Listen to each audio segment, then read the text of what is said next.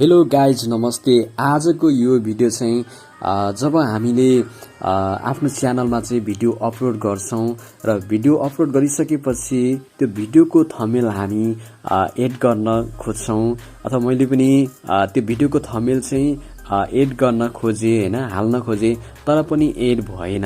अब यस्तो अवस्थामा हामीले कसरी आफ्नो भिडियोको थम्बनेल चाहिँ एड गर्ने होला त? यदि हाम्रो च्यानल चाहिँ भेरिफाई भएको छैन भने त्यो अवस्थामा पनि हामीले थम्बनेल एड गर्न सक्दैनौं।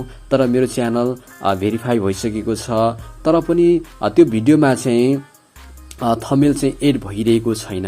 अब यस्तो अवस्था पनि तपाईहरुको छ भने, यस्तो समस्या पनि छ भने यस्तो अवस्थामा चाहिँ हामीले कसरी भिडियोको थम्बनेल चाहिँ एड गर्ने होला त? आजको भिडियो यो रहेको छ, त्यसैले यो भिडियोलाई अवश्य नै लाइक गरिदिनु होला, सपोर्ट गरिदिनु होला। हामी भिडियो सुरु गरौँ।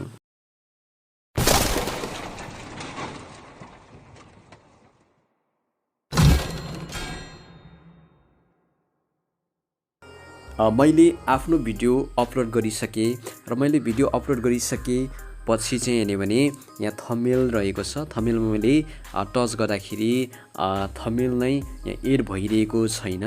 यहाँ कुनै पनि अप्सन देखिरहेको छैन, ओपन नै भइरहेको छैन।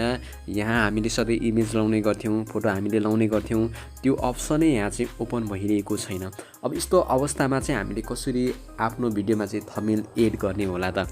त्यसको लागि चाहिँ हेर्ने भने मास्तिर हेर्ने भने लर्न मोर रहेको छ, हामी यसमा टच गर्ने छौं।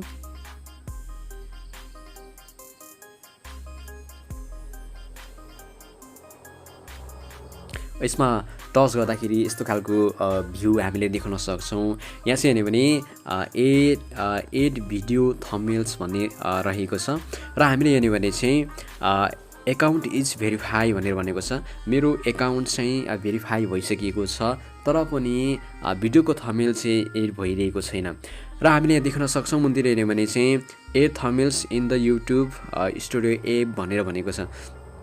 हेर्ने भने चाहिँ हाम्रो भिडियोको थम्बनेल चाहिँ हामीले वेटी स्टुडियोबाट एड गर्न सक्छौं भन्ने कुरा चाहिँ यहाँ दिएको छ। त्यसैले अब क्रोमबाट हैन, क्रोमको वेटी स्टुडियोबाट चाहिँ एड नभएको थम्बनेल चाहिँ हामी एकपल्ट वेटी स्टुडियो एपबाट हामी ट्राई गर्नेछौं। त्यसको लागि चाहिँ अब आफ्नो वेटी स्टुडियो युट्युब स्टुडियो चाहिँ यहाँले चाहिँ डाउनलोड गर्नु होला। म प्ले स्टोरमा गएर डाउनलोड गर्नेछु।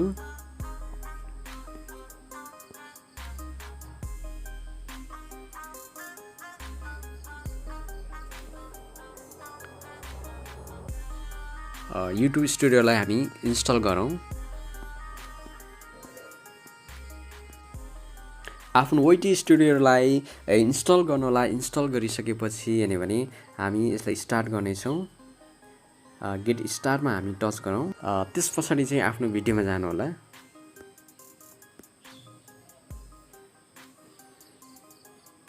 भिडियोमा गइसकेपछि हेर्ने भने यो भिडियोको चाहिँ मैले थम्बनेल चाहिँ एड गर्न खोजिरहेको छु, त्यसैले यो भिडियोमा चाहिँ हामी टच गर्नेछौँ। अब कुन भिडियोको तपाईले थम्बनेल चाहिँ एड गर्न चाहनुहुन्छ त्यो भिडियोमा चाहिँ टच गर्नु होला।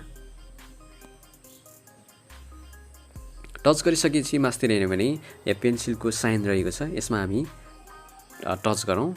टच गरिसकेपछि अब हामीले फेरि यसमा चाहिँ हामी टच गर्नेछौँ। यो पेन्सिलको साइनमा टच गरिसकेपछि हेर्ने भने मुनतिर चाहिँ कस्टम थम्बनेल रहेको छ, यसमा हामी टच गर्नेछौँ। अब टच गरिसकेपछि तपाईले आफ्नो पहिला नै रेडी गरेको त्यो थम्बनेल चाहिँ तपाईले यहाँनिर तपाईले चोइस गर्नु होला। त्यसको लागि चाहिँ तपाईले सेटिङमा गएर पनि तपाईले गर्न सक्नुहुनेछ। मेरो चाहिँ यहाँ अलरेडी यहाँनिर थम्बनेल आइसकेको छ, त्यसैले यो थम्बनेलमा चाहिँ म टच गर्छु।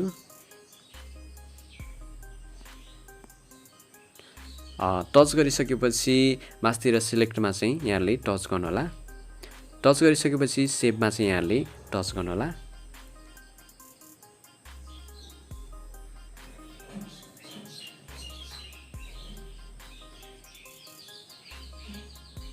र यति गरिसकेपछि यसलाई यहाँले ब्याक गर्नु होला। यहाँ हामीले देख्न सक्छौँ हामीले भिडियोको थम्बनेल चाहिँ हामीले चेन्ज गरिसकेका छौँ, हामीले एड गरिसकेका छौँ।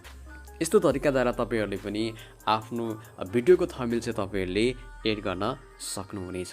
आजको भिडियो कस्तो लाग्यो? यो भिडियो राम्रो लाग्यो भने अवश्य नै यो भिडियोलाई लाइक गरिदिनु होला, सपोर्ट गरिदिनु होला। हवस् त, नमस्ते।